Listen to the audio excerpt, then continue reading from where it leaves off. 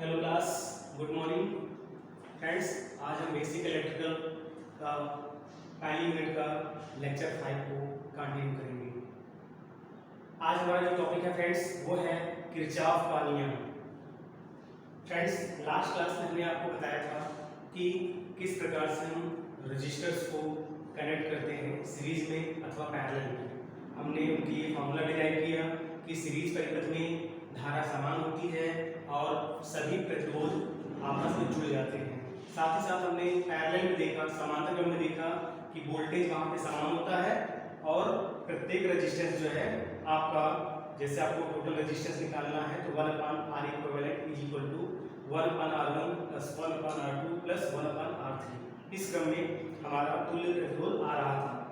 तो आज का फ्रेंड्स हमारा जो टॉपिक है वो है किरचॉफ का नियम। फ्रेंड्स, हमारे बेसिक इलेक्ट्रिकल सब्जेक्ट में किरचॉफ के बेसिकली दो नियम हैं। ये दोनों नियम आपके पूरे इलेक्ट्रिकल सर्किट में लागू होंगे, एप्लीकेबल होंगे। तो ध्यान से दोनों नियमों को हम समझेंगे। पहला नियम है फ्रेंड्स आपका केसीएल, दूसरा नियम इनका केवीएल। ध्यान दीजिएगा फ्रेंड्स, आपका पहला नियम केसीएल होता है, केवीएल नहीं होता। ठीक है, पहला नियम आपका केसीएल है, दूसरा नियम आपका केवीएल है। किरचॉफ करंट लॉ, इसका फुल फॉर्म है friends Kirchhoff current law, Kirchhoff का धारा नियम। सेकंड लॉ को बोलते हैं किरचॉफ वोल्टेज लॉ, केवीएल। ठीक है फ्रेंड्स, तो पहला टॉपिक आज हम डिस्कस करेंगे केसीएल। फ्रेंड्स, हमारा जो किरचॉफ का पहला नियम है केसीएल, वो ये बताता है, उसका स्टेटमेंट ये है कि किसी भी विद्युत परिपथ में किसी भी जंक्शन पर मिलने वाली सभी धाराओं का बीजगणितीय योग शून्य होता है। ध्यान सुनिएगा फ्रेंड्स, किरचॉफ का पहला नियम का स्टेटमेंट ये है, यह नियम कहता है कि किसी भी विद्युत परिपथ के किसी जंक्शन पर मिलने वाली सभी धाराओं का बीजगणितीय योग शून्य होता है। ठीक है फ्रेंड्स, सपोज करिए कि हमारे सामने ये एक जंक्शन है। जंक्शन वो होता है फ्रेंड्स जहाँ पे दो अथवा दो से अधिक ब्रांच आके मिलती है। यहाँ ध्यान दीजिए फ्रेंड्स, ये अगर हम जंक्शन इसको मान सकते हैं, क्यों? क्योंकि यहाँ देखिए फ्रेंड्स, एक ब्रांच, 2 3 4 5 6, टोटल 6 ब्रांच है फ्रेंड्स। आपने फ्रेंड्स आपको बताया कि जंक्शन वो होता है जहाँ से दो अथवा दो से अधिक ब्रांचेस गुजरती हो, उसे हम जंक्शन बोलेंगे। तो इस दिए गए डायग्राम में ये पॉइंट आपका जंक्शन हो जाएगा फ्रेंड्स। तो किरचॉफ का नियम कहता है कि किसी भी विद्युत परिपथ के किसी भी जंक्शन पर आकर मिलने वाली सभी धाराओं का बीजगणितीय योग शून्य होता है। अर्थात इसको हम लिख सकते हैं friends summation of i is equal to 0। ये फ्रेंड्स हमारा किरचॉफ का पहला नियम है केसीएल, अर्थात जंक्शन पर आकर मिलने वाली सभी धाराओं का बीजगणितीय योग शून्य होता है। ठीक है फ्रेंड्स, ये एक स्टेटमेंट है। लेकिन फ्रेंड्स ध्यान दीजिएगा, इस जंक्शन पर मिलने वाली, अब करंट यहाँ पे जो भी है फ्रेंड्स, दो डायरेक्शन हो सकती है, या तो जंक्शन की ओर आए अथवा जंक्शन से दूर जाए। या तो फ्रेंड्स जंक्शन की तरफ आए या जंक्शन से दूर जाए। तो इसके लिए फ्रेंड्स हम रूल लेके चलते हैं कि जो करंट जंक्शन से दूर जा रही है उसको हम पॉजिटिव मान के चलेंगे, और जो जंक्शन की तरफ आ रही है उसको हम निगेटिव मान के चलेंगे। अर्थात फ्रेंड्स जो आपकी इनकमिंग करंट है, इनकमिंग करंट, आने वाली धारा, इनकमिंग करंट को फ्रेंड्स हम कैसा ले रहे हैं? निगेटिव। और फ्रेंड्स आउटगोइंग करंट क्या लेंगे हम? आउटगोइंग करंट, इसको लेंगे पॉजिटिव। ये फ्रेंड्स हमारा एक थंब कन्वेंशन है, हम इसको एज्यूम करके चलेंगे।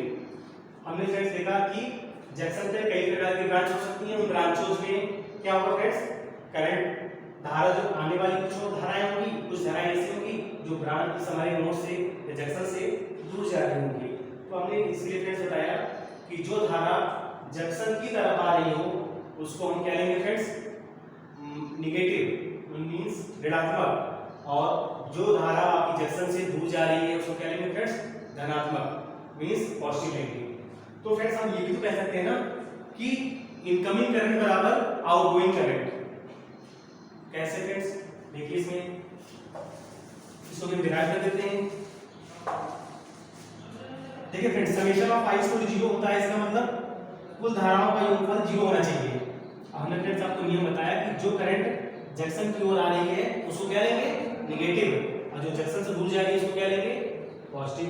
तो ध्यान रखिए फ्रेंड्स, i1 करंट है, i1 फ्रेंड्स ऐसी करंट है जंक्शन की तरफ आ रही है, इसलिए क्या लेंगे इसको हम माइनस i1। i2 को देखिए, i2 आपकी जंक्शन से दूर जा रही है, इसको फ्रेंड्स कैसा लेंगे, पॉजिटिव, प्लस i2। i3 देखिए फ्रेंड्स जंक्शन से दूर जा रही है, इसको भी कैसा लेंगे हम, प्लस i3। i4 फ्रेंड्स देखिए जंक्शन की तरफ आ रही है, इसलिए क्या हो जाएगा फ्रेंड्स, ये माइनस i4 हो जाएगा। i5 देखिए फ्रेंड्स ये भी जंक्शन से क्या हो रही है, दूर जा रही है, अगर दूर जा रही है तो इसको पॉजिटिव लेंगे i5। i6 को देखिए फ्रेंड्स जंक्शन की तरफ आ रही है, तो क्या बन जाएगा, ये माइनस i6 हो जाएगा। Summation equal to 0।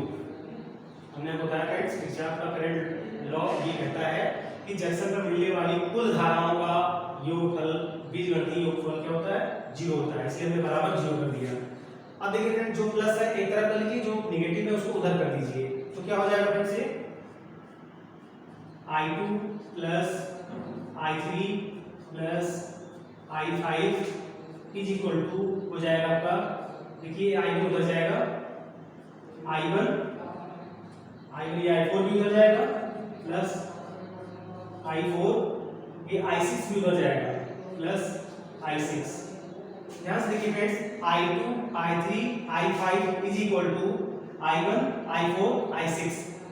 ध्यान दीजिए i2 i3 i5 क्या है friends, i2 i3 i5, i2 i3 i5। ये देखिए फ्रेंड्स क्या है, ये आउटगोइंग करंट है। ये फ्रेंड्स हमारी आउटगोइंग करंट है, मींस जाने वाली धारा, कहां से, जंक्शन से दूर जाने वाली धारा, बराबर i1 i4 i6 क्या है फ्रेंड्स, i1 i4 i6, ये इनकमिंग करंट है। तो फ्रेंड्स हमने भी देखा कि जंक्शन से दूर जाने वाली धारा बराबर जंक्शन की तरफ आने वाली धारा। तो किरचॉफ के केसीएल पहले नियम को हम इस प्रकार से लिख सकते हैं कि किसी भी जंक्शन पर आने वाली धाराओं का योगफल बराबर होता है जंक्शन से दूर जाने वाली धाराओं के योगफल के। तो फ्रेंड्स पहला नियम हमारा केसीएल का ये कंप्लीट हुआ। इस प्रकार से इसको हम एग्जांपल के रूप में, उदाहरण के रूप में दिखा सकते हैं। फिर से एक बार फ्रेंड्स आपको बता दें, हम किरचॉफ जो पहला नियम केसीएल है वो कहता है किसी भी विद्युत परिपथ के किसी जंक्शन पर मिलने वाली सभी धाराओं का बीजगणितीय योगफल 0 होता है। अर्थात दूसरे शब्दों में हम ये भी कह सकते हैं कि जंक्शन से दूर जाने वाली धारा बराबर जंक्शन की ओर आने वाली धारा, जिसको हम बोलते हैं आउटगोइंग करंट बराबर इनकमिंग करंट्स। तो फ्रेंड्स इस तरह से आपका पहला नियम कंप्लीट हुआ। तो फ्रेंड्स किरचॉफ का दूसरा नियम ये आपका है केवीएल, जिसको बोलते हैं किरचॉफ वोल्टेज लॉ। किरचॉफ का वोल्टेज नियम ये कहता है फ्रेंड्स, किसी भी बंद परिपथ के लिए, किसी भी क्लोज्ड लूप के लिए प्रत्येक ब्रांच वोल्टेज का बीजगणितीय योग 0 होता है। फिर से फ्रेंड्स सुनिए ध्यान से, किसी भी बंद परिपथ के लिए, किसी भी बंद परिपथ के सभी ब्रांच वोल्टेज का बीजगणितीय योग 0 होता है। The algebraic sum of branch voltage around a closed loop always 0। ध्यान देखिए फ्रेंड्स, हमने कहा क्लोज्ड लूप। इससे पहले हमने फ्रेंड्स आपको क्लास में बताया है कि किसी भी सर्किट में धारा तभी प्रवाहित होगी जब वो क्लोज्ड हो, कंप्लीट हो, बंद हो। इसलिए कहा गया क्लोज्ड लूप के लिए ब्रांच वोल्टेज। ब्रांच वोल्टेज क्या होता है फ्रेंड्स, पहली चीज तो फ्रेंड्स ये कि ब्रांच क्या है। ब्रांच फ्रेंड्स हम ऐसे डिफाइन करेंगे इलेक्ट्रिकल में, वह एलिमेंट जिसमें ऐसा वायर जिसमें कम से कम एक एलिमेंट हो। एक एलिमेंट में फ्रेंड्स जैसे आपका वोल्टेज हो सकता है, करंट सोर्स हो सकता है, रेजिस्टेंस हो सकता है, इंडक्टेंस हो सकता है और कैपेसिटेंस हो सकता है। अगर एक भी एलिमेंट उसमें लगा है तो वो ब्रांच कहलाएगा। तो फ्रेंड्स किरचॉफ का केवीएल दूसरा नियम कहता है किसी भी क्लोज्ड लूप के लिए प्रत्येक ब्रांच वोल्टेज का बीजगणितीय सम बीजगणितीय योग शून्य होता है, अर्थात summation of v is equal to 0। ये इनका नियम कहता है फ्रेंड्स।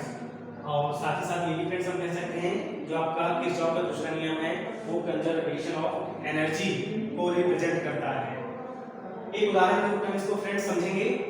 ये देखिए हमारे सामने एक क्लोज्ड सर्किट लिखी हुई है, 6 वोल्ट लगा है, R1 पहला रेजिस्टेंस है, प्रतिरोध है, ये आपका R2 दूसरा प्रतिरोध है, एक इसी के सीरीज में एक 4 वोल्ट की बैटरी लगी है, साथ ही साथ आपका एक R3 प्रतिरोध भी लगा हुआ है। ध्यान से देखिए फ्रेंड्स, हमारी एक सर्किट कैसी है, पैरेलल तो नहीं है, कैसी सर्किट है ये सीरीज सर्किट है। अगर ये फ्रेंड्स सीरीज सर्किट है इसमें धारा का मान समान होगा, अर्थात सेम करंट सभी ब्रांच में प्रवाहित होगी, यही आई करंट हर जगह जाएगी फ्रेंड्स।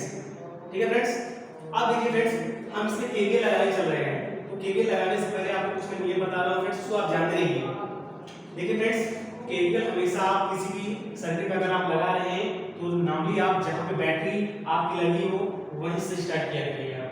साथ ही साथ फ्रेंड्स हम ये भी जानते हैं किसी भी परिपथ में धारा प्रवाह की दिशा में, ध्यान से सुनिए फ्रेंड्स, धारा प्रवाह की दिशा में हमेशा वोल्टेज ड्रॉप होता है। वोल्टेज ड्रॉप मतलब क्या है फ्रेंड्स, पहले हम प्लस लिखेंगे फिर बाद में माइनस लिखेंगे। देखिए फ्रेंड्स, यहां से मान लीजिए करंट जाना स्टार्ट हुई, यहाँ पे वोल्टेज ड्रॉप प्लस माइनस, यहाँ पे प्लस माइनस, यहाँ पे प्लस, यहाँ माइनस। हमने प्लस माइनस यहाँ पे सिंबल क्यों नहीं दिया फ्रेंड्स, क्योंकि ये बैटरी है, बैटरी में पहले से हमें पता है ये माइनस होता है ये प्लस होता है, बैटरी में पहले से पता है ये माइनस है ये प्लस है, इसलिए फ्रेंड्स बैटरी में हम सिंबल नहीं दिखाएंगे प्लस माइनस का सिंबल। ठीक है फ्रेंड्स, अब देखिए फ्रेंड्स हम केवीएल लगाते हैं इसमें, बैटरी के नेगेटिव से हम स्टार्ट कर रहे हैं फ्रेंड्स। पहले यहाँ पे पहुंचे तो क्या लिखेंगे इसको हम, यहाँ दिखा रहे हैं फ्रेंड्स आपको, देखिए लिखेंगे इसको हम -6 आगे बढ़िए, प्लस पहले आया हमने लिखा प्लस, करंट क्या है फ्रेंड्स I इंटू R1। ठीक है फ्रेंड्स, आगे बढ़िए, फिर आएगा प्लस हमने लिखा I इंटू R2। आगे बढ़िए फ्रेंड्स, देखिए यहाँ पे पहले क्या आएगा, माइनस आएगा, क्योंकि माइनस साइन पहले आ रहा है ना फ्रेंड्स, तो क्या होगा -4, फिर क्या प्लस आएगा, प्लस क्या बनेगा फ्रेंड्स I इंटू R3 बराबर 0। ध्यान देखिए फ्रेंड्स, हमने बताया धारा प्रवाह की दिशा में हमेशा वोल्टेज ड्रॉप होता है। वोल्टेज ड्रॉप का फॉर्मूला पहले देख लीजिए, होता क्या है, voltage drop is equal to क्या होता है फ्रेंड्स, आपका I इंटू R होता है, धारा बोलते प्रतिरोध होता है फ्रेंड्स, यही फॉर्मूला लगाते चल रहे हैं फ्रेंड्स। यहाँ पे वोल्टेज ड्रॉप होगा, यहाँ पे वोल्टेज ड्रॉप होगा, यहाँ पे वोल्टेज ड्रॉप होगा। देखिए friends, plus minus voltage drop, plus minus, तो आप यहाँ पे करंट से और प्रतिरोध से मल्टीप्लाई करके लिख दिया, यहाँ पे भी करंट और प्रतिरोध से मल्टीप्लाई करके लिख दिया, यहाँ पे भी आप करंट और प्रतिरोध से मल्टीप्लाई करके हमने लिख दिया, और ये समीकरण हमारे सामने प्राप्त हो गया। यही फ्रेंड्स आपका केवीएल है। इस प्रकार का जो आपकी जो है केवीएल का नियम है फ्रेंड्स, इसको हम जब सर्किट एनालिसिस करेंगे, जब आप थ्योरम पढ़ेंगे, वहां पे भी इसका बहुत ज्यादा रोल है फ्रेंड्स। इसको फ्रेंड्स ध्यान से अच्छे से समझ के लिए, इसका रोल हर जगह है फ्रेंड्स, पूरे सर्किट में एनालिसिस में। इसलिए इस नियम को, वोल्टेज ड्रॉप हम किस प्रकार से देखते हैं, सर्किट में किस प्रकार से यूज करते हैं, सब चीजों को आप अच्छे से समझ के चलेंगे, आगे इन्हीं का रोल है, इसी के आधार पर हम न्यूमेरिकल को सॉल्व आउट करेंगे। ओके क्लास, आज के फ्रेंड्स इतना ही, शेष अगले वीडियो में। Thank you.